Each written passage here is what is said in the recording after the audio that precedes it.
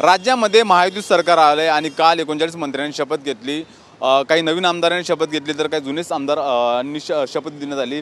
अनेक ठिकाणी मंत्र्यांची शपथविधीचे बॅनर लागण्यात आले, त्यांना शुभेच्छा देणारे बॅनर लावण्यात आलेत। मात्र एक बॅनर सेना भवन परिसरात लावण्यात आले, ते म्हणजेच राणे कुटुंबियांचं, राणे आणि ठाकरे कुटुंबाचा वाद सर्व महाराष्ट्राला माहिती आहे आणि त्याच अनुषंगाने सेना भवनच्या समोर एक बॅनर लावण्यात आलेले आहेत। तो पुन्हा आला हिंदुत्वाचा झंझावात घेऊन, त्यासोबतच आ गए भगवाधारी हिंदू रक्षक नितेश नारायण राणे साहेब महाराष्ट्र राज्यमंत्रीपदी नियुक्त झाल्याबद्दल अभिनंदन, असा आशयाचं बॅनर हे भारतीय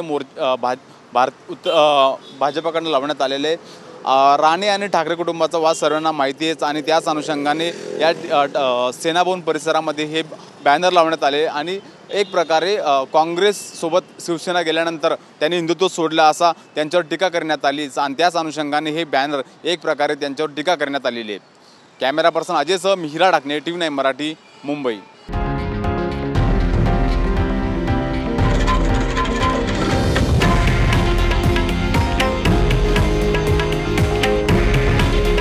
हे आहे देशातील नंबर 1 न्यूज नेटवर्क आणि आपण पाहत आहात TV9 मराठी।